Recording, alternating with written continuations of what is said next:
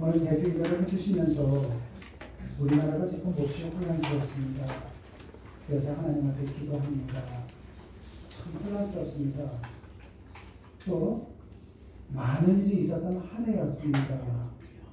우리 모두가 주님의 도구로 쓰임받기를 원합니다.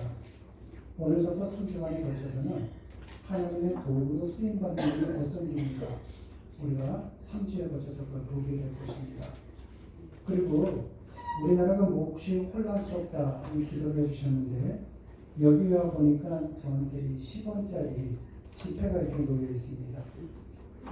어느 분이 놓은지 모르겠어요. 지금 보니까 있더라고요. 근데 여기에 보니까 그림이 첨성대하고 거북선 그림이 10원짜리 있습니다. 근데 거북선을 한번 생각하면서 오늘 대표기도라고 생각을 해봤습니다. 1592년에 일본의 도요토 히데요시가 우리나라 조선을 침공해 옵니다. 그때 우리나라 왕은 선조왕이었습니다. 우리나라로 한다면 선조 25년이 됩니다. 선조는 백성들에게 이렇게 얘기를 합니다. 국민, 저 백성 여러분 걱정하지 마십시오. 제가 꼭 조선을 지키겠습니다. 백성들은 그 말을 믿었습니다. 하지만 선조는 백성들에게는 일부러 그렇게 얘기를 해놓고는 도망을 가기 시작을 합니다. 도망을 가고 가는데도 불구하고 그 당시에는 TV라든지 핸드폰 이런 것이 없다 보니까 왕이 그 궁 안에서 나라를 지키는데 최선을 다했다고 백성들은 생각했습니다. 그러면서 백성들 사이에서는 다리 없는 말이 천리길 간다고 우리 왕이 최고야. 요즘 말로 하면은 우리 선조 임금은 짱이야. 이렇게 얘기했을 것입니다. 그런데 실상은 선조는 어떻게 했는가? 도망가기 바쁩니다. 그러다가 어디까지 왔는가? 임진강까지 오게 됩니다. 임진강까지 왔을 때에도 백성들은, 어린 백성들은 그래도 우리 왕이 일단은 있어야만이 조선을 이길 수가 있어. 그런데 선조가 그때 어디로 도망가려고 했는가? 중국으로 들어가고 망명을 하려고 했습니다. 신하들이 말렸죠. 아무리 그래도 망명은 아니지 않습니까? 그런데 임진강을 건너려고 하는데 다리가 없었습니다. 다리가 없는데도 불구하고 그 일반 백성들, 그 동네 주민들은 왕이 물을 건너가기 위해서 집에 있는 널판지 모든 걸 뜯어다가 다리를 만들어줬습니다. 그만큼 백성들은 왕을 믿었습니다. 그런데 왕은 백성을 배신을 했습니다. 그 왕이 물을 건너갈 수 있도록 그 널판지를 깔아줬던 그 동네 이름이 어딘가 널문입니다. 널판지로 했다 해서 널문이가 된 것입니다. 그러고 난 다음에 세월이 흘렀습니다. 1950년 6월 25일 6.25 전쟁이 있고 난 다음에 53년 평화협정을 전쟁을 종식시키기 위한 협정이 있었습니다. 그런데 중국 대표가 어디서 만나자고 했는가? 바로 그 널문리에서 만나자고 한 겁니다. 그런데 그 널문리를 와야 되는데 중국에 있는 사람들은 한글을 잘 몰랐습니다. 그래서 그 널문리를 한문으로 썼는데 뭐라고 썼는가? 판문점이 되는 겁니다. 널문리 앞에 있는 상점, 판문점이라는 위정표를 만들어줬습니다. 그래서 지금 있는 그 판문점이 그러한 부끄러운 역사를 갖고 있는 데입니다. 1592년이면 상당히 오래전입니다. 그런데 우리는 어제 똑같은 모습을 봤습니다. 대통령이 국민을 위한다고 했지만 대통령은 국민을 배신했습니다. 뿐만 아니라 야당 대표인 이재명 대표 또한 국민을 배신한 사람입니다. 한쪽의 일이 너무 크다 보니까 한쪽을 감아주는 것이 아니라 그 비리를 본다면 여당이든 야당이든 우리는 널문리로 인해서 깔아주는 것이 아니라 오히려 그것으로 몽둥이를 만들어서 그들을 때리고 싶은 마음입니다. 누가 깨끗한 사람입니까? 조국이 깨끗합니까? 이재명이 깨끗합니까? 아니면 한동훈이가 깨끗합니까? 윤석열이가 깨끗합니까? 백성들밖에 없습니다. 그런데 이 백성들이 내 이기심만 놓고 살아간다? 그러면 안 되잖아요. 많은 분들은 정치적인 이념을 가질 수가 있습니다. 하지만 종교를 가진 사람들은 어느 한쪽에 휩쓸려서는 되지가 않습니다. 지금 자영업자들 가운데에서 연체를 해서 빚에 허덕이는 사람이 몇 명인 줄 아십니까? 오늘 통계 자료에 의하면 614만 명이라고 합니다. 614만 명의 자영업자가 지금 연체 중입니다. 경제가 그만큼 힘듭니다. 부인이 있다면 1200만 명입니다. 자식이 있다면 어떻게 되겠습니까? 대한민국 사람 반 이상이 지금 허덕이고 있습니다. 근데도 불구하고 정치하는 사람들은 백성들 이름을 유용을 해가지고선 자기네들 정권을 잡는 데만 효용되어 있습니다. 그런데 이것은 정치에만이 문제는 아니죠. 신앙인인 우리도 마찬가지입니다. 하나님을 믿는다고 하면서도 하나님의 말씀대로 살아가지 않습니다. 하나님을 믿는 사람들이 이 땅에 얼마나 많습니까? 그런데 교회마다 보십시오. 1:1 제자 양육 훈련을 합니다. 하나님의 백성, 예수님의 제자를 만드는 것이 아니라 교회 일꾼들을 만들려고 현안되어 있습니다. 그래서 큰 교회는 작은 교회에 있는 성도들을 빼다가 자기 교회의 성도로 만들려고 합니다. 한 사람 데리고 오면은 프라이팬을 준다. 5사람을 데리고 오면은 공기청정기를 준다. 심지어는 여러분 깜짝 놀랄 겁니다. 몇 명 이상 하면은 자동차를 준다. 서울에서는요, 몇백 명을 데리고 오면 아파트까지 준다는 데도 있습니다. 미쳤죠? 그런데 우리는 안 미쳤습니까? 지금은 12월 달입니다. 여러분들께서 한 해 동안에 어떠한 신앙의 길을 걸어오셨습니까? 한 해 동안의 12월, 어떤 걸로 정산하시려고 합니까? 하나님은 정말 살아계시는데, 살아계신 하나님을 얼마큼 내가 놓고 살았는가? 여기에 지금 술 공장이 있습니다. 여러 가지 술이 나오는데 40도 되는 술도 있을 것이고 20도 되는 술도 있을 것이고 아니면은 5도가 되는 술도 있을 것입니다. 도수만 달라지 다 똑같은 술이거든요. 이 땅을 살아가는 사람들이 보면은 누가 도수가 큰 만큼 잘못을 저질렀냐 차이지 술이라는 건 공통점입니다.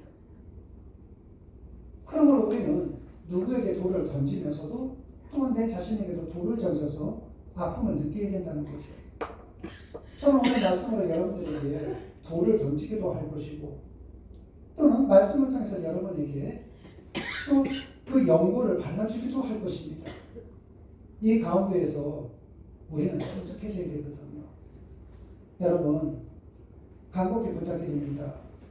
여러분들은 개인적인 어떤 정치 성향을 충분히 가질 수는 있습니다.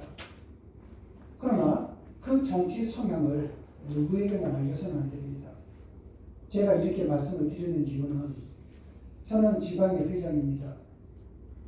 그런데 저희 지방회가 속해 있는 총회에서 매일같이 정치성 글을 보내고 있습니다. 이것을 성도들에게도 알려주고 또 지방의 목사님들에게도 알려주라고요. 철저하게 국민의힘 쪽으로 휩쓸려서 누구는 안 된다는 식으로 보내고 있습니다. 여러분, 이래서는 교회는 안 됩니다. 마음이 굉장히 아프죠. 아마 좀 있으면 또 올 겁니다. 어제도 왔고 그제도 왔거든요.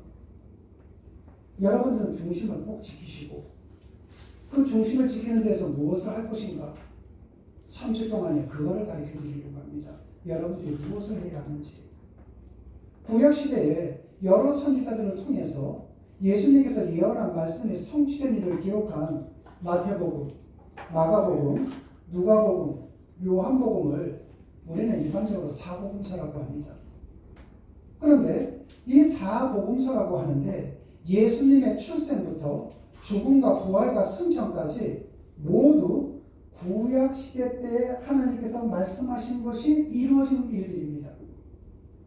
그 중에 요한복음 21장, 오늘 우리가 1절을 합독했는데 요한복음 21장은 요한복음 마지막 장인 동시에 마태복음, 마가복음, 누가복음, 요한복음 등 사복음서의 마지막 장이기도 합니다. 따라서 요한복음 21장은 요한복음의 결론인 동시에 사복음서의 결론이 됩니다. 이 결론을 통해서 예수님께서 우리에게 주시는 뚜렷한 메시지가 있습니다. 예수님께서 제자를 대표한 베드로를 향해서 똑같은 질문을 하죠. 네가 나를 사랑하느냐? 나를 사랑하느냐? 나를 사랑하느냐? 여러분, 이 말씀은 지금 이 자리에 계시는 저와 여러분 우리에게도 주시는 말씀입니다. 그리고 베드로가 주님을 사랑한다는 고백을 3번에 걸쳐서 하게 합니다. 그 베드로의 고백 위에서 주님께서 다시 말씀하시기를 네가 나를 사랑하니 사랑하니 네가 나를 사랑한다면 내 어린 양을 먹이라, 내 양을 치라, 내 양을 먹이라. 이것이 바로 복음서의 결론입니다. 주님을 사랑한다면 주님의 양들을, 주님의 사람들을 사랑하라는 것입니다. 그렇다면 주님을 믿는 우리는 어떻게 살 것인가? 주님의 명대로 사랑하며 사는 겁니다. 우리가 그리스도인이 되어서 무엇을 하자는 것인가? 모여서 예배만 드리고 끝나자는 것인가? 아니요. 서로 사랑하면서 살자는 겁니다. 우리 성경을 보면 예수님께서는 3번에 걸쳐서 말씀하실 때 내 어린 양을 먹이라, 내 양을 치라, 내 양을 먹이라. 처음에는 어린 양이라고 하셨고 2번째와 3번째는 그냥 양이라고 하셨습니다. 그러니까 우리 성경을 보면은 양이라는 단어는 2단어입니다. 어린 양과 그냥 양이요. 그런데 신약 성경이 기록되어 있는 헬라어 여러 사본을 대조해 보면 주님께서는 말씀하실 때 이 단어를 3번 다 다른 단어를 사용하셨습니다. 제일 처음에는 어린 양이라고 하실 때에는 아르니온이라고 말씀하셨습니다. 아르니온은 갓 태어난 양입니다. 2번째로는 우리 주님께서 사랑하셨다는 단어는 프로바톤이라는 단어입니다. 성장 중에 있는 양입니다. 3번째는 프로바톤입니다. 성장이 멈춘 양입니다. 여러분, 이것이 주님께서 말씀하신 겁니다. 네가 나를 사랑하냐? 그렇다면 아르니온으로부터 시작을 해서 프로바톤까지 다 사랑하라는 것입니다. 그럼 갓 태어난 양은 뭘까요? 갓 태어난 양은 지금 태어났기 때문에 나보다 힘이 없는 사람입니다. 지금 태어났기 때문에 나보다도 수준이 낮은 사람입니다. 지금 태어났기 때문에 나보다도 가진 것이 없는 사람입니다. 그러니까 우리 주님께서 네가 나를 사랑하니? 그렇다면 너보다 못한 사람 사랑하라는 것입니다. 청년기에 있는 양, 나와 비슷한 수준의 사람을 말하는 겁니다. 나의 경쟁 상대죠. 나의 라이벌입니다. 혹은 같은 세대의 사람입니다. 네가 나를 사랑하니? 그렇다면 너와 비슷한 사람을 사랑하라. 그것이 나를 사랑하는 거야. 성장이 끝난 프로바톤, 배울 거 다 배운 사람입니다. 가질 거 다 가진 사람입니다. 한마디로 얘기해서 나보다 수준이 훨씬 위에 있는 사람입니다. 나보다 많이 배운 사람입니다. 나보다 높은 사람입니다. 우리 주님께서 말씀하시는 거예요.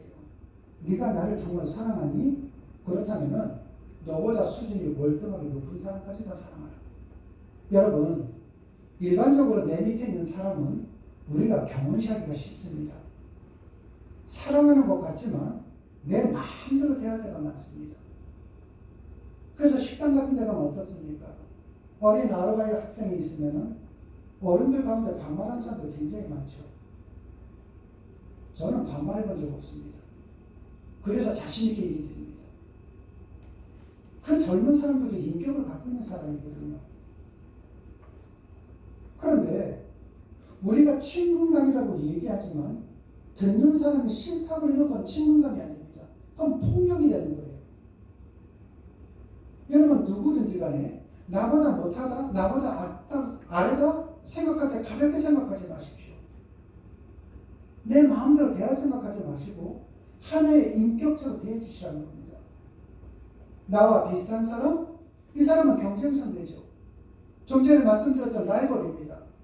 여러분, 라이벌은요, 내가 이겨야 할 대상이지 내가 사랑해야 할 대상은 아닙니다. 그래서 비슷비슷한 사람끼리 참 사랑하기가 어렵습니다. 그래도 사랑하라는 것입니다. 나보다 위에 있는 사람, 이건 질시의 대상 아니면 굴종의 대상입니다. 나보다도 높은 사람, 나보다도 많이 가진 사람, 나보다도 많이 배운 사람, 그 사람을 대할 때 생각해 보세요. 아이고, 지가 가져봐야 뭐 얼마나 가졌다고. 때때로는 질시하죠. 손 내밀면 어떻습니까? 허리 숙여서 손잡고 악수하죠. 그러지 말라는 겁니다. 그들도 사랑하라는 거예요. 우리 주님께서는 뭐라고 말씀하셨는가? 모든 사람을 구별 없이 사랑하는 것, 그것이 진짜 그리스도인이라는 것입니다. 근데 우리 주님을 사랑하는 거라는 거죠. 여러분, 나보다 높은 사람을 위해서 우리가 기도할 수가 있잖아요. 그 사람 앞에 가갖고 우리 목사님이 너도 사랑하라 그랬으니까 내가 사랑해 줄게. 이걸 얘기하는 건 아니죠. 지금 두 선수가 경기를 하는데 라이벌인데 저 사람 사랑하라 그랬지. 야, 때려. 나게 맡기만 할게. 이걸 얘기하는 건 아닙니다. 마음속에서 저 사람의 인격을 존중을 해주고 마음속으로 저 사람을 내가 해줄 수 있는 것을 해줄 수 있는 마음을 갖는 것이죠. 내가 기도해 줄 수도 있고 저 사람을 용서해 줄 수도 있고 저 사람과 함께 웃음을 나눌 수도 있는 것이죠. 성민이라고 생각하는 갈릴리 그 변방에 있는 사람들이 볼 때 예루살렘 사람들, 도시의 사람들, 자칫 잘못하면 증오의 대상, 적대심만 가질 수도 있습니다. 그리고 유다 지방 사람들은 같은 유태인입니다. 단지 차이가 있다면 농사 짓느냐 아니면 어부냐 이거밖에 없죠. 라이벌되기가 쉽습니다. 사마리아 사람들, 유태인들이 볼 때에는 이방인들은 짐승처럼 취급을 했습니다. 그들은요.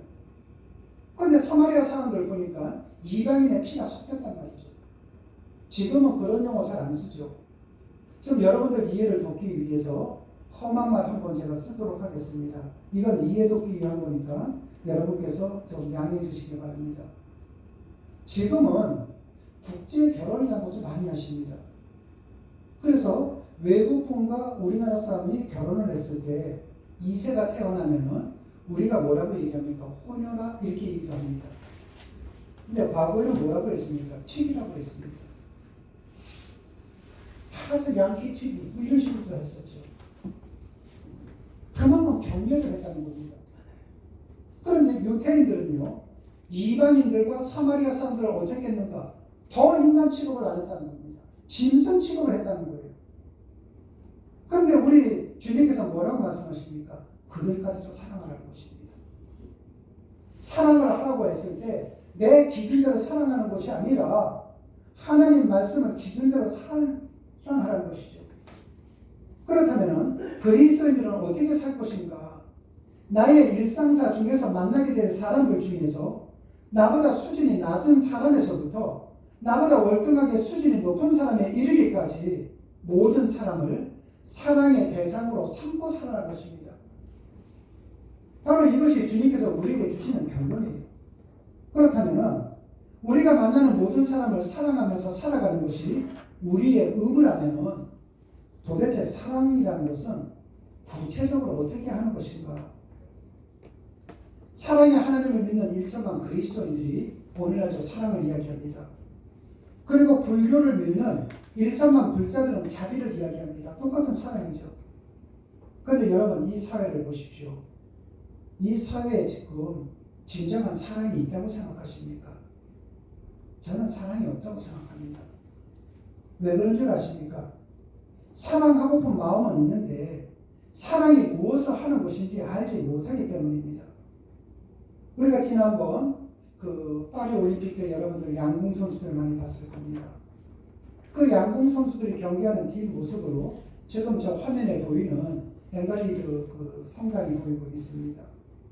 저기는 성당이에요. 그런데 저기가 성당인데도 불구하고 그 속에 무엇이 있는가? 저 나폴레옹 관이 있습니다. 시체가 들어있는 것도 아닙니다. 유골이 들어있습니다. 1821년 세인트 헬레나 섬에서 죽어서 내장되었다가 20년 후에 그의 시체를 프랑스에 가져올 때에 화장을 합니다. 화장을 하고 난 다음에 재를 조금 갖고 온 거예요. 근데 저 관 크기가 어떻습니까? 사람과 한번 비교해 보세요. 나폴레옹 관은 저렇게 크게 한 겁니다. 뿐만 아니라 그 관이 있는 그 입구에 들어갈 때에 거기에는 나폴레옹의 유언이 써 있는데 저 부분을 한글로 하면 이런 뜻이 됩니다. 나는 나의 유골이 내가 그토록 사랑했던 프랑스 국민 한가운데 세느강변에 안치되기를 원하노라. 나폴레옹이 프랑스 국민을 사랑했다고 말합니다. 그냥 사랑한 것이 아니라 그토록 사랑했대요. 여러분, 이 자리에 여러분들 가운데 역사에 대해서 조금 관심 있는 분들 다 아시잖아요. 나폴레옹은 자기 야망을 위해서 수많은 젊은이들을 죽인 사람입니다. 남의 귀한 집 자식들을 모스크바로 데려가서 얼어 죽게 만든 장본인입니다. 그의 정복력을 위해서 수없이 많은 생명들을 죽이고는 그가 승리를 얻었을 때 그 승리의 영광을 누구에게 줬습니까? 다 자기 가족에게 줬습니다. 자기 누이 동생들의 남편들에게 각 나라의 왕의 자리를 주었습니다. 철저하게 그에게 있어서 프랑스 국민들은 그의 정복력을 성취시키기 위한 도구에 지나지 않았습니다. 그런데도 사랑했다고 합니다. 그리고 그 말을 프랑스 국민들은 믿고 있어요. 마치 김정은이가 북한 국민을 사랑한다? 북한 주민들이 그걸 믿듯이 말입니다. 그래서 그들은 저 사람은 우리를 사랑했다고 그의 유언을 써주고 무덤을 그렇게 크게 만들어주고 있는 것입니다. 나폴레옹뿐만이 아니죠. 2차 세계대전을 일으켰던 히틀러도 살아있을 때 연설 중간마다 독일을 사랑하고 게르만 민족을 사랑한다고 했습니다. 그리고 그는 어떻게 했습니까? 저 히틀러 사람 때문에 수많은 게르만 민족이 죽었습니다. 다른 나라 국민들도 죽었습니다. 그게 사랑입니까? 그렇지 않습니다. 그건 사랑이 아니죠. 그런데 우리의 사랑은 어떻습니까? 우리의 사랑도 그와 똑같다는 것입니다. 대부분의 사람들은 자기 중심적으로 사랑하려고 합니다. 여러분, 내 중심적으로 사랑하는 그것은 이기심이지 사랑이 아니에요. 근데도 내 중심적으로 하는 것을 사랑이라고 착각을 합니다. 그것이 사랑이라고 착각하기 때문에 내가 사랑하면 사랑할수록 더 많은 사람과 부딪히는 겁니다. 여러분들 가운데 내가 누구에게나 사랑을 줬는데 나는 크게 양보해서 사랑을 줬는데 내가 저 사람과 부딪힌다? 그럼 여러분 생각하셔야 됩니다. 그건 사랑이 아니라 이기심이에요. 내 거를 이루려고 하는 자기 중심적인 것, 이기심의 발로로 빚어진 것은 그것은 상대를 해치는 것이지 결코 사랑이 아닙니다. 그런데 우리 모두 사랑에 대해서 이처럼 무지하다는 것입니다. 예수님께서 복음서의 결론을 우리에게 주시면서 너희들이 나를 사랑하니? 그렇다면은 아르니온에서부터 프로바톤까지 너희들이 사랑하라고 명령하실 때 사랑하라고 입으로만 명령하신 것이 아니었습니다. 예수 그리스도께서는 그리스도인이 행하여야 할 사랑이 무엇인지를 구체적으로 보여주시면서 사랑하라고 명령을 하셨던 것입니다. 그렇다면 주님께서 말씀하시는, 주님께서 보여주시는 그 사랑의 실체는 어떤 것인가? 요한복음 15장 12절을 보면 내 계명은 곧 내가 너희를 사랑한 것 같이 너희도 사랑하라 하는 이것이다. 주님께서 우리에게 새로운 계명을 주셨는데 사랑하면서 살아라. 이것이 새로운 계명이라는 겁니다.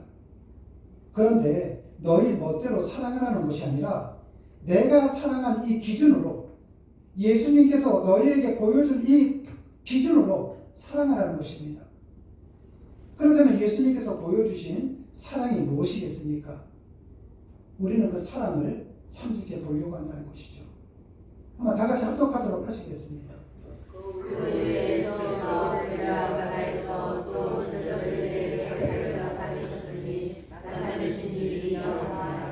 아멘. 예수님께서 제자들이 있는 갈릴리로 가셔서 당신을 나타내 보여주셨습니다. 지금 예수님께서 누구를 찾아간 겁니까? 당신을 배신한 제자들, 그 사람들을 찾아간 거죠. 나는 딴 사람 다 버려도 나는 주님을 안 버려요 했던 사람들이 예수님께서 십자가 못 박혔을 때 다 도망갔잖아요. 배신자들 아닙니까? 그런데 예수님께서는 그 배신자들을 지금 찾아가신 겁니다. 그렇다면 여기에서 사랑은 무엇인가? 우리는 한 가지를 알 수 있습니다. 사랑은 무엇인가? 내가 먼저 찾아가 주는 겁니다. 여러분 주위에 사랑해야 할 사람들 있죠? 그런데 지금 보이지 않는 사람들이 있다면 그들을 찾아가십시오. 사랑은 그 사람이 나를 찾아오기를 기다리는 것이 아니라 내가 먼저 찾아가는 겁니다. 몇 번 찾아가는 겁니까? 70번씩 7번이라도 찾아가는 겁니다. 70번씩 7번 찾아가라고 하니까 그러면은 뭐 한 490번 찾아가면 됩니까? 아니요. 끝까지 찾아가라는 겁니다. 사람들은 뭐를 용서할 때 이렇게 합니다. 내가 여기까지만 참을게. 선 넘지 마. 그건 용서하는 것이 아닙니다. 여러분 우리 사랑하는 자식들 한번 생각해 보십시오. 자식들이 성장하는 과정에서 그 부모의 얼굴에 미소를 띠게 하는 날도 많지만은 부모의 마음을 아프게 할 때도 얼마나 많습니까? 오죽하면은 넌 내 자식 아니야 호적 파갖고 나가. 뭐 우리가 그렇게도 얘기하지 않았습니까? 그래도 자식 버린 부모 하나도 없습니다. 그래도 자식 다 품고 가잖아요. 내가 누군가를 용서를 해준다는 마음을 가지면은 그렇게 하시는 겁니다. 내 자존심 모든 거 다 내려놓고 찾아가는 겁니다. 여러분 요한복음 21장 14절 말씀을 한번 합독하도록 하시겠습니다. 이것은 예수께서 죽은 자 가운데 살아나신 후에 세 번째로 제자들에게 나타나신 것이다. 아멘. 예수님께서 부활하신 뒤에 마가의 다락방으로 2번, 갈릴리로 1번, 3번씩이나 배신한 제자들을 찾아가셨습니다. 여기서 3번이라는 것은요, 1, 2, 3을 얘기하는 것이 아닙니다. 헬라어에 있습니다. 3은요, 한대 숫자예요. 이 당시에는 1, 2, 3, 아라비아 숫자가 없었거든요. 숫자가 없었는데 4는 땅의 숫자고 3은 하늘의 숫자고 7은 완전 숫자고 10은 온전한 숫자입니다. 그러니까 3번을 찾아갔다는 것은 하나님께서 인정하는 만큼 찾아갔다는 겁니다. 여러분들도 마찬가지입니다. 그렇게 찾아가는 거예요. 나를 배신했는데 나에게 등을 돌린 사람들인데 내가 십자가에 못 박혀 죽는다니까 도망간 사람들인데 내가 어떻게 웃는 얼굴로 찾아가 줄 수 있는가? 여러분 사랑은요 가장 큰 힘이기 때문입니다. 사랑보다 더 큰 힘이 없어요. 힘이 있는 자가 힘이 없는 자를 찾아가는 겁니다. 힘이 없는 자가 힘이 있는 자를 찾아가는 것은 아부 아니면 굴종이에요. 그것은 사랑이 아닙니다. 이건 지금 물질을 기준으로 하는 것이 아니라 내가 용서해 줄 수 있는 힘을 말하는 겁니다. 우리가 하나님에게 얼마나 많은 배신을 했습니까? 그런데도 하나님께서 우리를 먼저 찾아와 주셨습니다. 왠 줄 아십니까? 그것은 하나님은 사랑이시기 때문입니다. 사랑의 힘, 그 자체이시기 때문입니다. 그렇다면 찾아간다는 것이 왜 중요한가? 왜 사랑은 찾아가는 것으로부터 시작되는 것인가? 사랑은 시선이 부딪히는 것으로부터 시작되기 때문입니다. 여러분이 좋은 이야기 하면서도 전화로 하다 보면은 오해하는 경우가 얼마나 많습니까? 여러분 속에 진심이 담겨 있을 때, 사랑이 담겨 있을 때, 여러분이 말을 하지 않아도 보는 것으로 문제가 해결될 때가 얼마나 많습니까? 여러분, 그래서 봐야 된다는 거예요. 프랑스 루브르 박물관에 있는 진품 모나리자 그림입니다. 저도 진품은 본 적은 없습니다. 근데 여러분들 가운데는 뭐 사진으로 여러 번 봤겠죠. 근데 이 크기가 가로가 53cm, 세로가 73cm입니다. 크지가 않습니다. 뭐 저 정도가 뭐 그렇게 세계적인 거라고 생각하나. 근데 저 그림이 최초의 원근법을 사용했다고 합니다. 또 원근법을 사용하자 무슨 거든 별로 이렇게 관심이 없습니다. 아, 뭐 저거 그림. 만약에 저 그림이 여러분들 돈이 있다고 하시는 분들 가운데 몇백억 주고 사면 저거 사시겠습니까? 전 안 사요. 몇 천만 원이면 권사님 사시겠어요? 저 그림요? 몇 천만 원 안 사요? 사갖고 파시면 많이 이득 생기는데요. 그래도 안 사세요. 저랑 똑같습니다. 저도 안 사죠.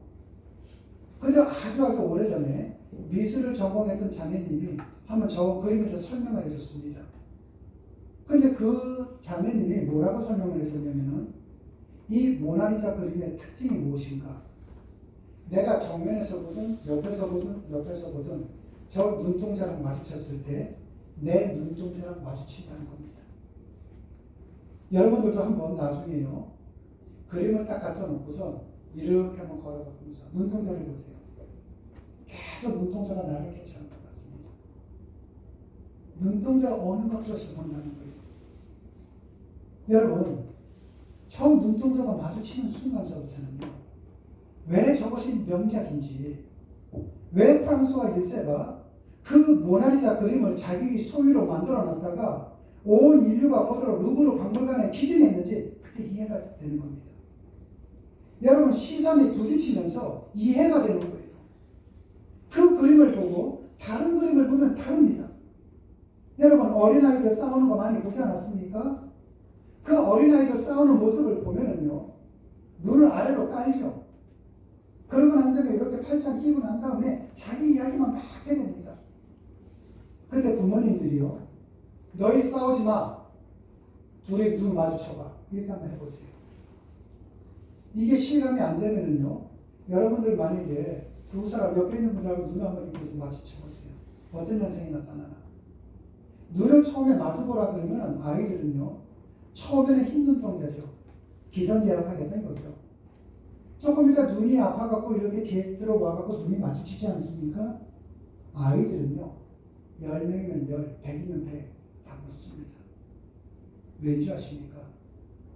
보면 돼요. 눈이 마주치면 모든 것이 해결됩니다. 그래서 우리가 찾아가는 거예요. 여러분, 사랑은 시선을 마주치는 겁니다. 그 시선을 마주치기 위해서는 우리는 먼저 찾아가는 자가 되어야만 됩니다. 그때 사랑의 열매는 연결이 시작하는 것이죠. 사랑은 찾아가는 것으로 시작합니다. 그렇다면 여러분 모두 다는 내가 정말 예수님을 믿는 사람이라면 오늘 이 시간 여기서부터 여러분과 소원한 관계 속에 있는 사람이 있다면 먼저 찾아가는 사람이 되셔야만 됩니다. 저는 처음에 나올 때 여러분들에게 누군가가 지금 오다 보니까 10원짜리 지폐를 들고 가셨다고 했습니다. 좀 전에는 거북선에 대한 얘기를 해드렸습니다. 요 앞에 보면은 첨성대가 있습니다. 신라시대 선덕여왕제 세계 최초로 만들었던 천문대죠. 천문대가 뭡니까? 하늘을 보는 것입니다. 하늘의 별을 관찰하는 것이죠. 이제 다음 수요일쯤 되면은 저 하늘에 있는 별빛을 통해서 우리 모두도 예수님의 탄생을 맞이하게 될 것입니다. 그 예수님에게 동방박사가 주었던 그 예물은 없다 할지라도 누군가를 찾아가는 이 사랑의 마음을 성탄 선물로, 감사 선물로 드려야 되지 않겠습니까? 오늘 이 시간 여기서도 여러분 모두가 그 찾아가는 사랑의 선물을 만드는 사랑의 사람들이 되시기를 주님의 이름으로 축원합니다. 기도하시겠습니다. 사랑해 주님 감사합니다. 우리는 사랑하기를 원하면서도 사랑이 무엇인지를 잘 알지 못했습니다. 그래서 사랑의 이름으로 사람을 해치고 사랑의 이름으로 많은 사람의 가슴에 못을 받곤 했습니다. 나폴레옹은 그토록 프랑스 사람들을 사랑했다고 하면서 많은 사람의 생명을 자신의 야욕으로 다 죽였습니다. 그럼에도 불구하고 그가 프랑스 국민을 사랑했다고 하는 말을 오늘날 프랑스 사람들은 의심 없이 받아들이고 있습니다. 이처럼 사랑이 왜곡되고 있는 이 시기에 저희들을 사랑하여 주시고 저희들을 불러주시고 예수 그리스도께서 사랑의 실체가 무엇인지를 일일이 일깨워 주시고 성령님께서 우리와 함께 하심으로 그 사랑의 삶을 본받아 살아갈 수 있도록 귀한 시간을 주시니 정말로 감사를 드립니다.